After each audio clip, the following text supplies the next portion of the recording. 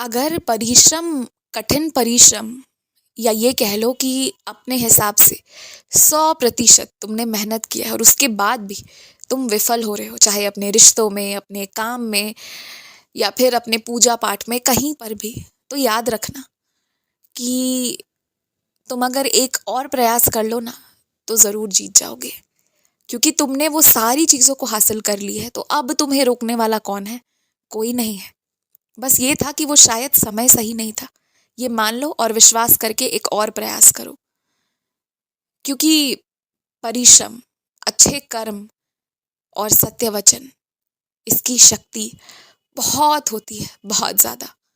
और इसका सामना करने वाला आज तक कोई नहीं बना है। मेरे बच्चे मुझसे बहुत प्यार करते हैं, तुम भी मुझसे बहुत प्यार करते हो, और तुम ये मानते हो कि तुम्हारे जीवन में जो भी हो रहा है, जितनी भी अच्छाइयाँ आई हैं, जो भी आशीर्वाद मिले, वो मेरी कृपा से मिले हैं। और मुझे प्रसन्नता है इस बात की कि तुम किसी भी चीज़ को अपने ऊपर, अपने घमंड पर नहीं लेते, हर चीज़ मेरे पर छोड़ते हो कि जो किया मैंने किया। लेकिन फिर भी आज एक अच्छी और एक सच्ची बात तुम्हें बताता हूँ कि कुछ चीज़ें ना तुम्हें सिर्फ और सिर्फ तुम्हारे मेहनत, तुम्हारे कर्मों से ही मिल गई हैं। उसके लिए मुझे भी कुछ नहीं करना पड़ा, किसी को कुछ नहीं करना पड़ा, क्योंकि तुम्हारे मेहनत की वो शक्ति थी कि वो तुम्हें दिला दे। तो बस मेहनत इतना करो ना कि तुम जो चाह रहे हो उसकी कीमत तुम खुद ब खुद चुका पाओ और तुम्हें किसी के पास जाना ना पड़े। तुम्हें क्या लगता है, तुम अब जिस जगह काम करना चाहते हो वहाँ के लिए तुम्हें जान पहचान वालों की ज़रूरत होगी? किसी की ज़रूरत नहीं होगी। तुम बस कीमत चुकाओ, मेहनत करो, खुद ब खुद तुम्हारे पास चलकर वो सारी चीज़ें आएंगी, वो सारे नाम आएंगे, वो सारे लोग आएंगे जिनसे तुम जुड़ना चाहते हो। तुम्हें शांत रहने जो कहा जा रहा है ना, कि शांत रहो, इससे तुम्हारे स्वास्थ्य में लाभ होगा और अच्छाई होगी।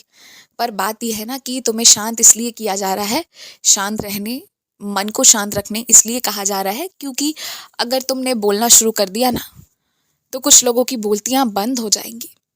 उनके पास जवाब नहीं है। उनके पास तो तुम्हारे कही हुई बातों को गलत सिद्ध करने के लिए ऐसी कुछ है ही नहीं प्रमाण जो वो प्रस्तुत कर पाएंगे। तो वो कहीं ना कहीं अपनी और कुछ लोगों की रक्षा कर रहे हैं। लेकिन मैं तुमसे यही कहूंगा कि तुम अपना हृदय आज भी बहुत अच्छा रखो, जैसा पहले रखते आए हो। किसी को जरूरत हो तो उसकी मदद आज भी करने के लिए खड़े रहो, और किसी के लिए अपने मन में कोई बुरी भावना मत रखो। निश्चित ही कुछ लोग एक वक्त पर बहुत जरूरतमंद थे और तुमने सहायता भी करी, पर आज उन्हीं लोगों के मन में घमंड भी है और वो तुम्हें ही पहचानना नहीं चाहते। और मुझे पता है इन बातों से तुम्हारे मन को बहुत ठेस पहुंचा है, और तुम जिनसे माफी के शब्द सुनना चाहते हो, जिनके तुम प्यार भरे शब्द सुनना चाहते हो, वो लोग आज तुम्हें पलट कर देख नहीं रहे हैं, और देख भी रहे हैं तो जो मान सम्मान तुम उम्मीद कर रहे हो वो दे नहीं रहे। और इस बात का तुम्हें बुरा लग रहा है, मैं ये सब समझ रहा हूं। लेकिन थोड़े दिन श्रद्धा रखो, सबूरी रखो, तो तुम देखना ये सब भी परिवर्तित हो जाएगा। तुमने जब जब चीजों को मुझ पर छोड़ा है ना, तब तब बहुत सुंदर तरीके से उसके परिणाम निकल कर आए हैं। तो इस बार भी मुझ पर छोड़ दो। अगर कोई तुम्हें सत्संग संध्या में नहीं बुलाता तो कोई बात नहीं, तुम योजना बनाओ, तुम मेरी संध्या कराने के बारे में सोचो। तुम्हें लगता है कि बहुत मुश्किल है, ऐसा कुछ नहीं है। तुम जैसे तरीके से जैसा करना चाहते हो, आधे घंटे के लिए, 1 घंटे के लिए, 2 घंटे, 3 घंटे, जितने देर तुम्हारा मन है ना तुम करो। जितने लोगों को बुलाना है बस उतने ही लोगों को बुलाओ। बस एक ही बात रहेगी मेरे तरफ से कि संध्या तुम करने का प्रयास करो। इस साल अंत होने होने तक या फिर अगले साल की शुरुआत ही तुम मेरे भजन संध्या से करो, पर करो।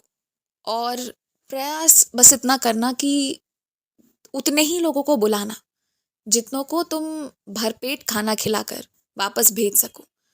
क्योंकि निश्चित ही उस वक्त खाना तुम खिला रहे होगे, पर तुम मेरा मेरा बहुत बड़ा काम कर रहे होगे।